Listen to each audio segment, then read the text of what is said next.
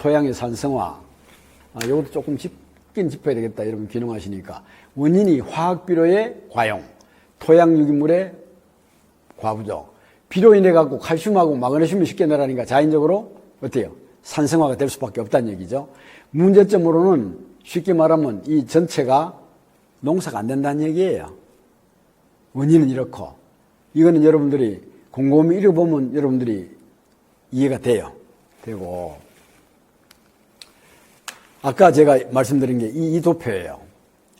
7이 중성이에요. 7에서 올라가는 게 알카리성, 내려오는 게 산성이에요. 그럼 이 도표를 보실 줄 알아야 돼요. 이게 폭이 넓은 데가 있고 좁은 데가 있는데, 이 폭이 넓은 데는 뭐냐면은 흡수가 잘 된다는 얘기고, 좁은 거는 폭이 덜 된다는 얘기예요. 그러면 여기에서 우리가 질소인산 가리는 어때요? 6에서 7 사이, 6에서 6.5 사이가 제일 잘 되는 걸로 표시가 되는데, 여기에서 대체적으로 산성 측에서 결핍을 일으키기 쉬운 양분은 인, 칼슘, 마그네슘, 몰리베덴 등이고, 알칼리 측에서 결핍되기 쉬운 것은 철, 망강, 붕소 등이다. 이렇게 나와 있어요. 이 실례를 하나 들게요.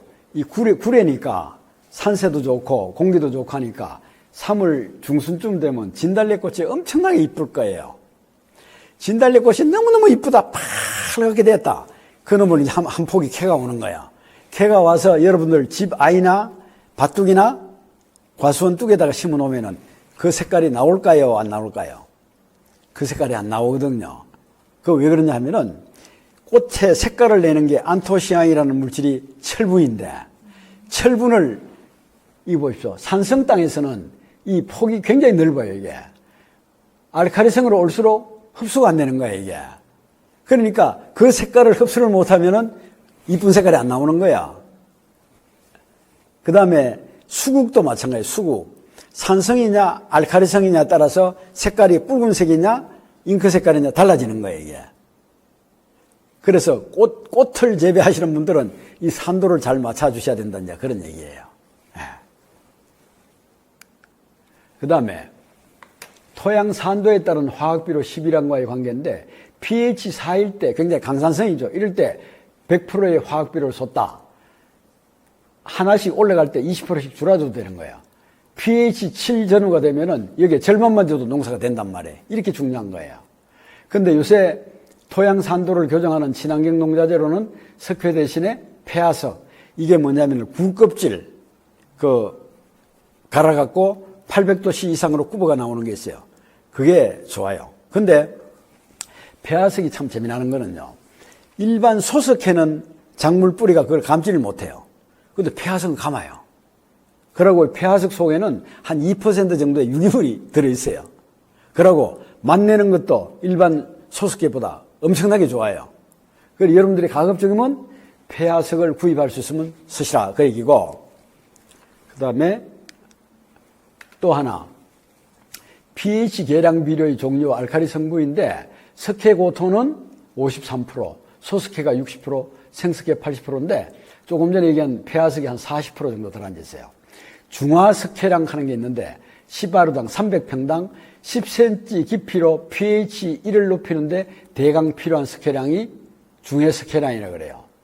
근데 중화석회량은 성분량으로 사질토에서는 60kg, 일반 토에서는 130kg나 pH가 같은 토양이라도 점질토나 부식이 많을수록 석회 소양은 더 많이 줘야 된다는 얘기죠. 그런데 pH가 엄청나게 떨어졌다고 한꺼번에 300평당 300kg, 400kg 석회를 넣지 말라는 얘기죠. 1년에 소모를 할 수 있는 양은 얼마냐? 한 200kg 미만으로 주라는 얘기죠. 왜 그러냐? 석회를 단번에 많이 엿버리고 나면은 기량장애라고 있어요. 딴 것들이 흡수를 못해요, 작물들이. 그러니까 농사가 안 돼요. 그러니까 아무리 pH가 낮더라도 토양 유기물 함량하고 이걸 넣을 때 1년에 200kg 이상 넣지 말아요. 야금야금 올리라는 얘기죠. 근데 이게 작물별 적당한 pH 범위가 거의 다 6에서 6.5예요. 쭉 보면은. 감자는 5에서 6.5인데 무화과 같은 거는 7에서 7.5예요. 근데 여기에 이렇게 해야 되는데, 아까 뭡니까? 유박 같은 거. 산성을 갖다가 조나하시니까 이건 완전 박살 나는 거지, 이게. 그러고 지금 키위가요. 한동안 그 네덜란드에서 수입 많이 하고 이래갖고 너무 과잉이라 이래갖고 많이 팥던졌어요. 근데 지금 좀 문제가 생긴 게 뭐가 문제가 생겼냐면은 궤양병이라고 했어요. 피가 벌겋게 나오는 것처럼 나오는 게 있어요. 복숭아에도 똑같은 거 같은 병이에요. 근데 그거를 잡을 약이 없어요, 지금. 약이 없는데 우리가 이제 이렇게 다니더라도 대학 교수 그 병관계 전문을 하신 분하고 같이 뜻이 맞는 분들이 농민들을 위해 갖고 우리 나머지에서는 거기나 좀 하자 이래 갖고 작년부터 이제 우리가 좀 연구에 들어갔는데 어제 내가 전화를 받았는데 작년 금년 대성공이에요. 어디서 우리가 힌트를 얻었냐면은 유기재배했는 키위에서는 그 병이 안 나타나는 거야. 그래서 그럼 1차적으로 좋은 퇴비를 주고 좋은 미생물을 관주를 하든 이 수관에 꼽든지 주든지 하자 이래 됐는데 그게 지금 들어맞은 거야. 어제 전화인데 깨끗하다 이게 지금까지. 그래 내년쯤은 치료하는 방법이 안 나오겠느냐. 이제 우리 나름대로 이제 설명을 해줄 수 있는데 그런 걸 우리가 지금 하고 있습니다. pH가 굉장히 중요합니다. 그럼 시비된 양분, 비료를 주면은 얼마나 작물이 흡수가 되는가 이게 참 재미나요. 우리는 영양제, 화학비를 주면 작물이 무조건 다 빨아들이는 걸로 알고 있는데 천만의 말씀이거든요. 보세요. 질소는 30에서 60%, 인산은 아까 말씀드린 대로 5에서 25%, 가리는 40에서 60, 요것밖에 흡수를 못 하는 거야. 나머지기 요거는 유실 및 흘러내리거나 흙하고 결합을 해갖고 작물이 흡수를 못하도록 불용성화가 되어버리는, 고정이 되거나. 그러니까 이거는 흙 속에 이런 게 있으면 어때요? 농도가 높아지니까 작물이 뿌리를 박지를 못하는 거야. 이놈을 잡아주는 게 누구냐? 토양유기물인 거야. 토양유기물이 한 5% 이상 되는 것 같으면 야들 허실되는 거에 7, 80%를 어머니 품처럼 안아주는 거야. 그러니까 흙은 어때요? 부담이 적죠. 거기다 뿌리를 박는 거야, 작물들이. 그러면 또 이 토양유기물이 갖고 있는 양분을 미생물에 의해서 분해돼가 서서히 내뿜어지도록 하고. 그러니까 토양유기물이 없으면 이걸 잡아줄 방법이 없어요, 지금 이게. 토양 분석만 해가고 영양분 부족하는 거 여면 이게 안 되는 거예요, 이게. 그런데 보세요. 비료의 반년 동안 이동거리가 질소 76.2, 가리가 67.3, 망가네슘이 63.3인데 칼슘은 한 20cm 가요. 인산은 달랑 2cm란 말이야, 2cm. 그런데 이 재미나는 게 칼슘은요, 이 노지 같은데 밭대기라든지 밭이라든지 이럴 때 퇴비하고 화학비료 주고 할 때 석회 부족이라고 분석에 나오는 거 같이 주면 절대 안 돼요. 왜 안 되느냐? 이 석회하고 화학비료의 질소 성분하고 맞닥뜨려지면은 화학 반응을 일으켜 갖고 질소가 하늘나라로 다 도망을 가버려요. 그러니까 분석을 해 갖고 석회를 얼마 줘야 된다 할 때는 퇴비하고 화학비료 넣기 전에 한 보름 내지 20일 전에 뿌리는 거야. 비암 와도 쉽게 내려가는 게 한 5%밖에 안 쉽게 내려가. 흙하고 수분만 있으면 착 달라붙어가고 안 내려가는 게 약간 부음을 내려가도 걱정할 거 없어. 그래갖고 한 보름이나 20일 후에 퇴비 뿌리고 화학비료 줘가고 갈아 부으면 확실한 효과가 있습니다. 근데 전부 다 같이 하거든, 같이. 같이 하면 비료끼 다 하늘나라로 도망가 버리는 거야. 근데 요게 이제 재밌어요. 토양 분석을 하면은 CEC라고 나와요. CEC.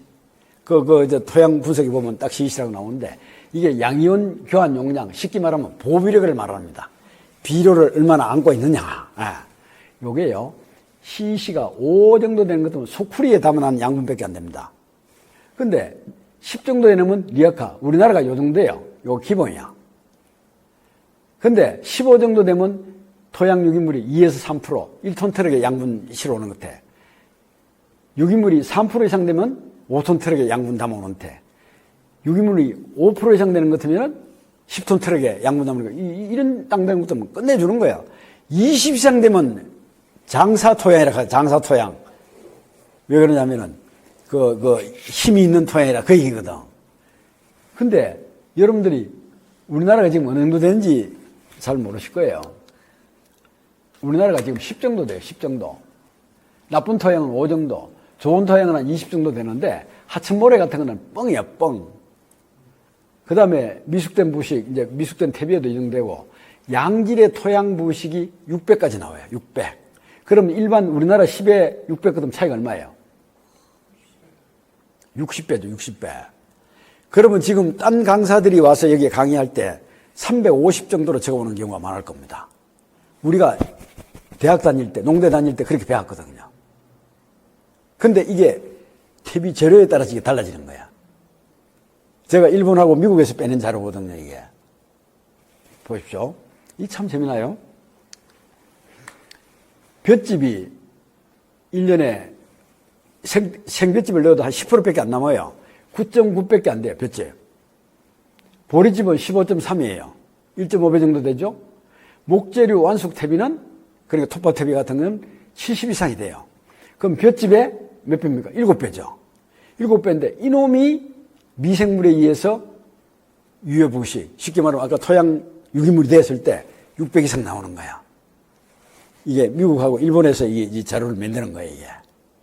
그러니까 어떤 재료를 택해서 퇴비를 만드느냐에 따라서 양분을 안아주는 양이 달라질 수가 있다. 그 얘기거든요.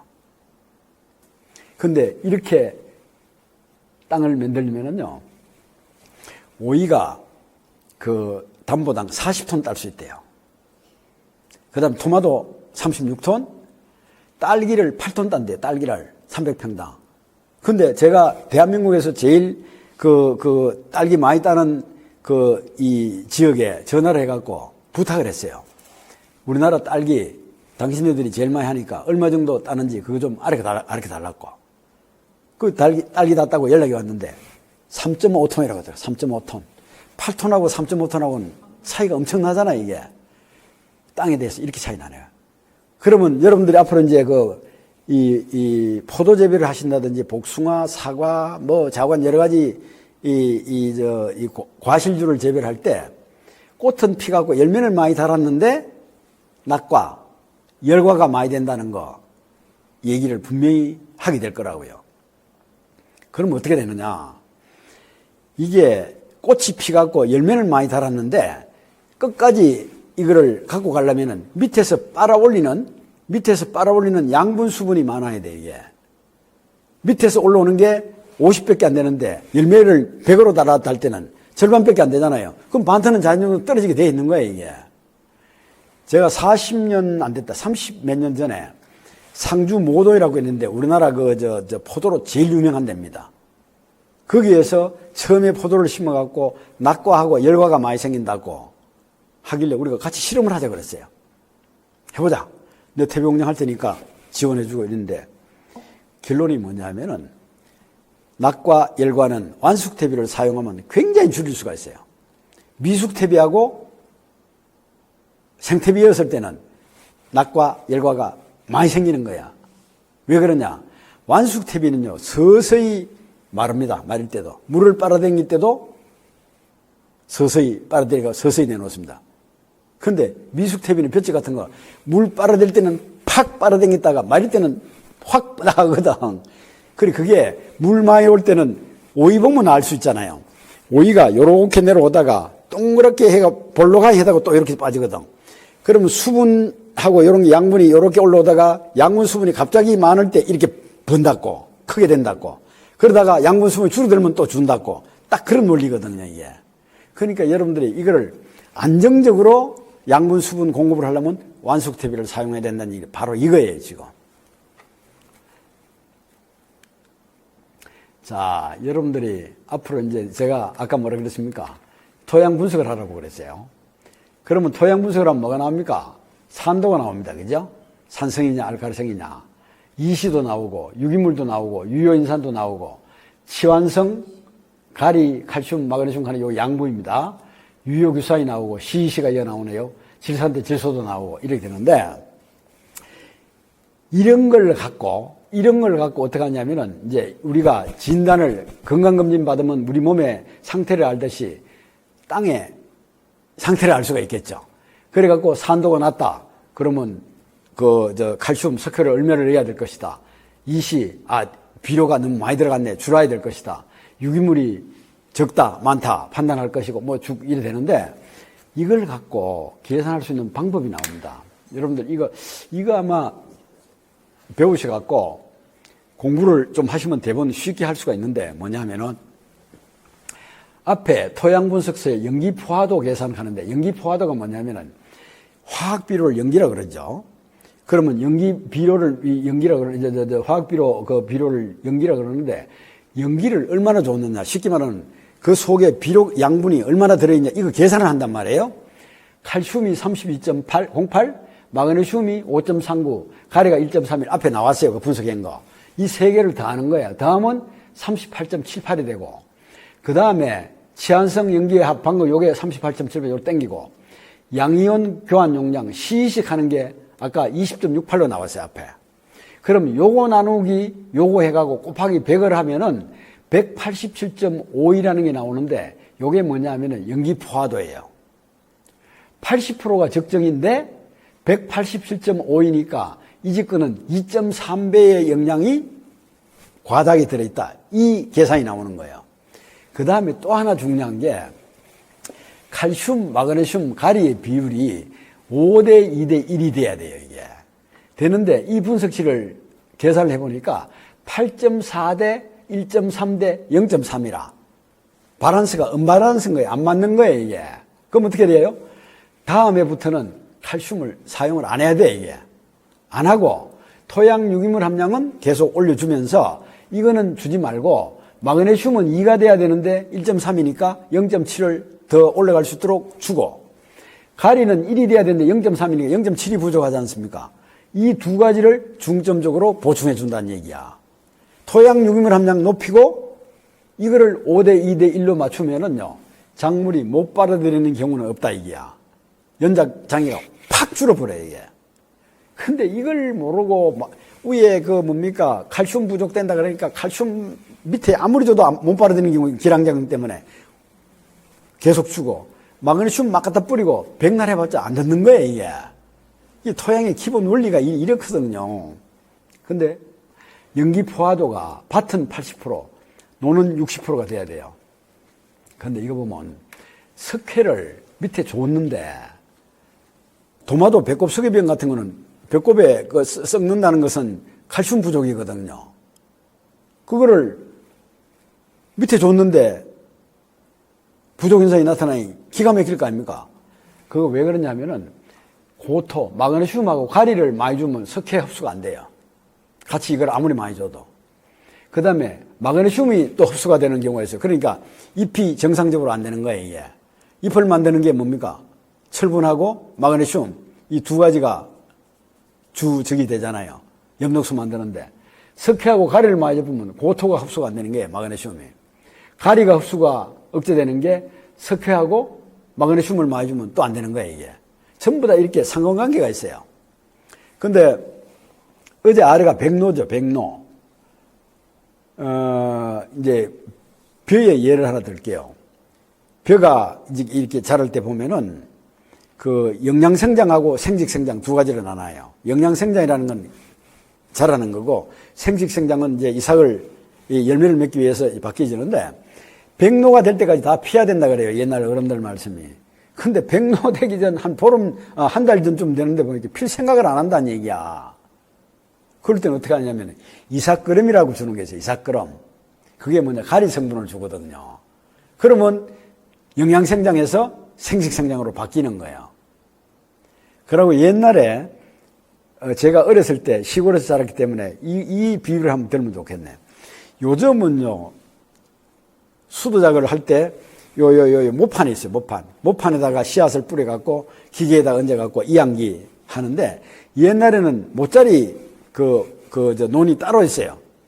거기다가 이제 이렇게 딱 망을 지어갖고 거기다 벽실을 뿌리는 거예요.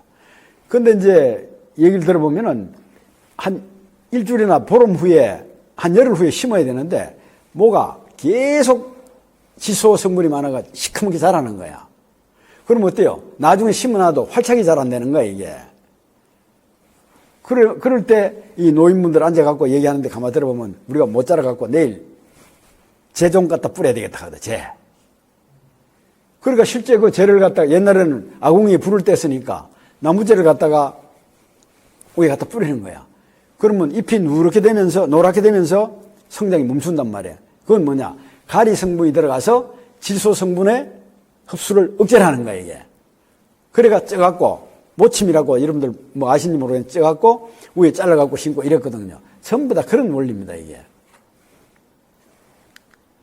그 다음에 토양 유기물과 토양 미생물과의 관계. 이제부터 이제 땅을 살리는데 퇴비의 역할에 대해서 이제 조금씩 들어가는데 여러분들 이거 신기할 거예요. 처음 들어본 거예요, 이게. 뭐냐면은 정상적인 건조혹 1g당의 미생물 숫자가 세균, 방성균, 사상균이 곰팡입니다. 조류, 원생동물 이런 놈들이 이 정도 있어야 돼요. 있어야 되는데 지금 이제 아까 제가 얘기한 퇴비 속에 이제 미생물이 이제 여기서 나오기 시작하는데 이 하얗게 보이는 게 있어요, 하얗게. 처음에 퇴비를 만들 때 위에 이 솜털처럼 쫙 갖다 모이는 거, 그거는 저거 안 해요. 그거는 좋은 미생물 안 해요. 그 유기물을 분해하기 위해서 모이는 거예요, 여기에. 그런 건 나쁜 병균일 수도 있어요. 있는데, 몇 번 디벼주고 난 뒤에 속에서 생기는 거 하얗게 보이는 게 있는데, 이거는 뭐냐? 방생균인데, 이 속에서 만들어지는 이 균이, 이 방생균인데, 야들이 내놓는 미생물들이 있어요. 스트랩토마이신, 테라마이신, 오레오마이신, 네오마이신, 이게 천연 항생물질을 야들이 만들어내요. 그러니까 야들이 만들어낸 그 미생물 속에서 이런 천연 항생물질을 우리가 만들어갖고 우리 사람 몸에도 맞고 있고 동물들한테도 맞추고 있단 말이에요. 그런데 이거를 퇴비 속에 많이 만들어갖고 땅 속에 뿌렸다 할 것 같으면 어떻게 되겠어요? 땅 속에 있는 모든 병균들이 야들한테 잡아먹히거나 억제를 당하기 때문에 맥을 못 추는 거죠. 그래서 좋은 퇴비를 쓰면은 병을 안 한다는 이유가 바로 이거예요. 바로 이거. 그래서 거기서 병을 안 하고 튼튼하게 자란 유기농산물 또는 땅을 깎아갖고 재배된 곳의 농산물을 먹으면 사람이 건강에 좋다는 이유가 바로 이거예요. 농작물을 통해서 뭐가 들어옵니까? 천연 항생물질이 같은 게 우리 몸속에 들어온다 그 얘기거든요.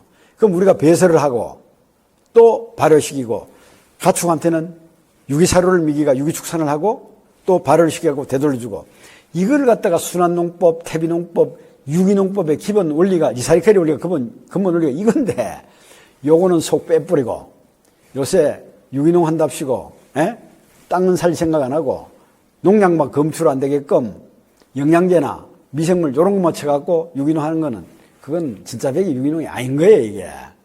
소비자들이 바보입니까? 먹어보면 되면 아는데 어떤 경우가 있냐면 이런 게 있어요.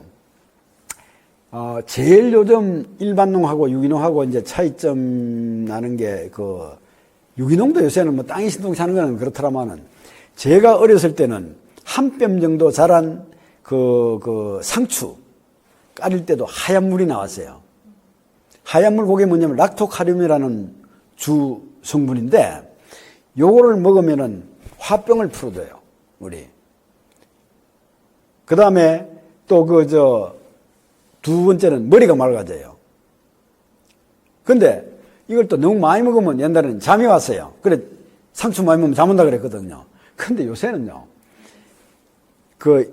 상추 종자 딸 때, 열매 딸 때, 1년 묵히 갖고, 이듬해 봄에, 1m 자른 거 딸 때 약간 비칠락 말락 하지, 까리도 흰물밖에 안 나와. 그러니까 요새는 상추 한 수구리 자셔도 잠 안 와요. 이게 그렇게 지금 달라져 있는 거예요. 근데 제가 한 6, 7년 전이네, 홍성에 가서 농업기술센터 그때 3번인가 4번인가 갔을 때인데, 이 강의를 하니까 앞에 있는 사모님이 손을 바닥 들더라고. 하실 말씀 있으면 그렇게, 강사님, 우리 밭에는 안 그런데요? 하는 거라. 아이고, 이거 한 방 맞았나 싶어. 어떻게 해요? 이러니까. 우리 밭에는요, 지금 상추, 쑥갓 할 거 없이, 아욱 할 거 없이 자르면 자른 대로 하얀 물이 다 나온대요. 하는 거라. 그래, 어떻게 재배를 하셨어요? 이러니까. 제가 귀농한 지가 12년 차인데, 들어와서부터 유기재배를 했다는 얘기야. 자기 밭에 가면 밑에 지렁이가 우르르 한다는 얘기야. 그게 그렇게 될 수밖에 없는 거야, 그게. 지금도 그렇게 하면 된다, 그 얘기야. 이 땅이 그만큼 나빠졌기 때문에.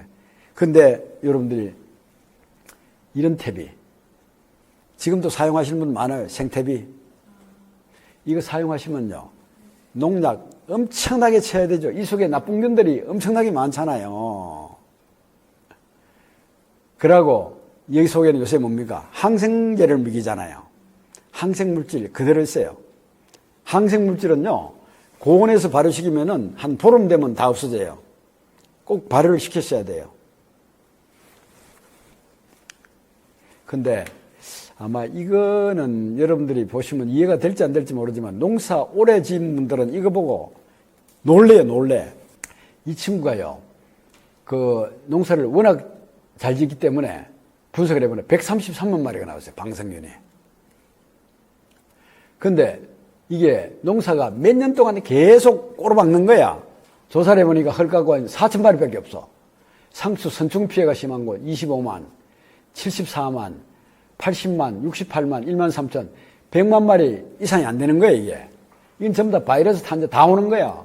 근데 아까 그 유기재배했는 사과밭에 흙을 조사를 해보니까 120만이 나오는 거야, 이게. 하우스보다 더 좋다는 얘기야, 이게. 근데 이런 토양으로 만들려 하면은 여기에 시중에 파는 미생물을 백날 갖다 부어도 안 올라갑니다. 왜 그러냐? 배양실에서 재배된 거는 나가면 조건에 안 맞으면 약합니다. 근데 이런 땅에다가 재배할 건 퇴비밖에 없어요. 퇴비는 고온, 저온을 다 거친 야생군들이거든요. 그러니까 이게 퇴비를 아까 귀농해 가고 3년째 됐다는 퇴비를 조사해 보니까 1,800만 마리가 나왔어요. 이거보다 훨씬 많잖아요. 이런 것들 이거 잡으면 이거 올라간다고.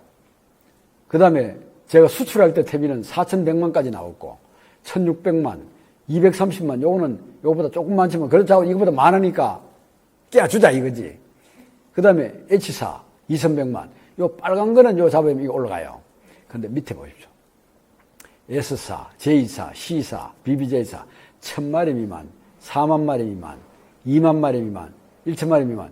이것들은 아무리 잡아여도 이것보다 숫자가 더 적은데 안 올라가는 거야. 그러니까 이런 토양에, 이런 퇴비를 내가 농사를 지으면은 실패할 수밖에 없는 거예요, 이게. 그래서 오늘 이제 나머지 시간 퇴비에 대해서 쭉 설명을 해드릴 텐데, 퇴비를 진짜 잘 만들어 사용하면은 병을 안 해요, 병을. 그리고 지금도 이게 9월이죠. 지금도 되긴 되겠네. 퇴비 종물이 서면요, 저장성, 맛, 그 다음에 때깔, 이런 것들이 다 틀려요. 여러분들 제일 쉽게 할 수 있는 게 뭐냐면은 상추를 수경재배한 거 한 단 사오시고, 일반 화학비료 준 거 한 단 사오시고, 정말로 유기재배한 걸 한 단 사오시고 해갖고 신문지에 감는 거예요. 그래가 냉장고 밑에 냉장실에다 이어놓고 일주일마다 뒤지게 보는 거예요. 그러면 저거 한 거, 수경재배한 거는 일주일 후부터 못 먹어요. 물러갖고. 그 다음에 화학비료 준 거는 2주일까지 가는데, 화학비료를 주지만은 퇴비를 준 땅은 3주까지 가요. 그런데 유기재배한 거는 한 달 플러스 일주일 더 가요. 그렇게 차이 나요. 여러분들 그거는 직접 해보시면 돼요. 그 다음에 이 재밌어요. 연작지, 한 곳에서 계속 똑같은 동일한 작물을 재배한다. 병원성 건권 미생물이 다량 발생돼요. 이게 뭐냐면은 병균대라는 얘기입니다. 병균, 그러니까 이 사물기생하고 활물기생 하는 말이 있는데, 쉽게 말하면 죽은 데에 이게 달라붙는 미생물보다는 살은 데 기생하는 미생물들이 그 병균일 가능성이 높다 그 얘기거든요. 그러면 이게 건권 미생물의 병원성 건권 미생물이 이게 이제 병균인데, 이게 있을 때 천적들이 있어요. 이걸 잡아먹는 게. 방생균, 조금 전에 얘기한 방생균하고 곰팡이 종류의 트리코텔마라는 게 이게 퇴비 속에 나와요. 생겨요, 이게. 잘 띄울 때. 이놈들이 이놈을 억제를 해요. 그래갖고 이게 트리코텔마 종류가 한 89종류 되고, 트리코텔마 하지아눔 하는 게 있는데, 이게 우리나라에서 토착 미생물로 이 개발이 돼갖고 외국에 지금 수출하려고 지금 준비 중에 있는데, 이게 잘 들어요. 근데 보십시오. 이 두 가지를 퇴비 속에서 어떻게 만드는지 한번 보십시오. 호기성 퇴비 발효 과정입니다. 초기에 산화바이러스 뒤적여 주면서 발효를 시키면 2만여 종의 각종 미생물들이 발생이 돼요, 이게. 그런데 이거를 뒤적여 주면은 장기간 발효 중에 현기성 세균, 쉽게 말하면 공기를 싫어하는 미생물들이 다 죽어버려요. 그러면 최종 안정된 2천여 종의 호기성 미생물들이 공생하며 잔존해요. 그러니까 이놈을 농토 속에 투입할 때 퇴비가 자체 먹이가 되고 기생성 미생물의 천적들이 된다. 이런 원리거든요. 그러고요, 일반 시중에 파는 미생물 중에서 2천여 종의 미생물이 들어있는 미생물이 있나요? 절대 없죠. 지금 EM이라고 우리나라에 들어와 있는 게 있어요. 있는데 이게 희가 교수가 우리나라 들어왔을 때 몇 종류가 들어있다면 82종류라고 뻥을 쳤어요. 그런데 희가 교수의 진짜 수제자를 제가 구마자키상이라고 아는 분이 있는데 이분한테 물었어요. 물으니까 웃더라고. 그래, 몇 가지 들어있으니까 유상균하고 혐오다 이 얘기야. 그런데 거기다가 광합성 세균을 집어넣으면 3가지는 될 수 있겠지 이러더라고. 그러니까 너무 모든 미생물에 광신하지 마세요.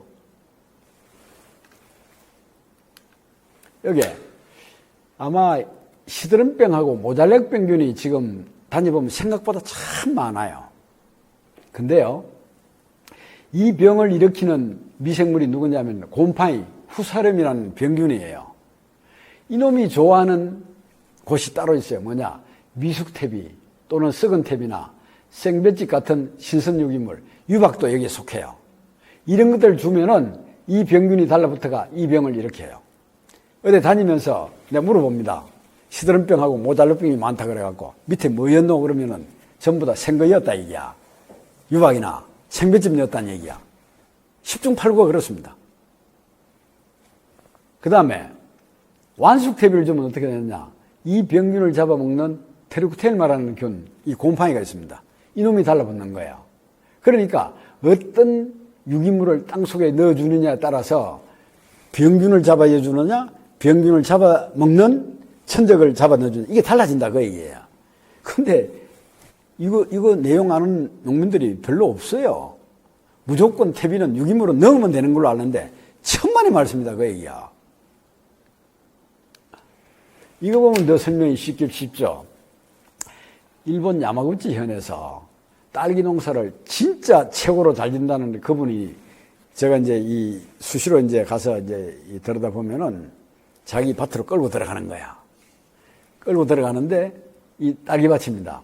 우리한테 수입해가 갖는 제품 450kg을 150평 토요노카 품종이라는 딸기 품종에다가 넣어갖고 이거 넣고 생황계 1톤을 넣었을 때는 이 농사가 잘 됐다는 얘기야.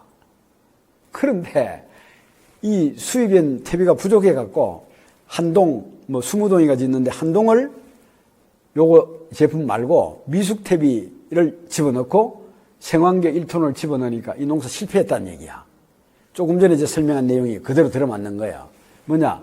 생황계 1톤을 넣었더라도 우리 제품이 워낙 이게 미생물 숫자가 좋은 놈들이 많으니까 이걸 억제 또는 잡아먹어버리니까 가능한데 같은 미숙탭일 때는 문제가 생기더라. 그 얘기를 해주는 거예요. 요거는 뭐냐면은 유박을 사용한 겁니다. 평당 1kg씩을 사용했는데 요거 딱 먹고 멀칭을 하고 나니까 가스 피해가 이렇게 난 거예요.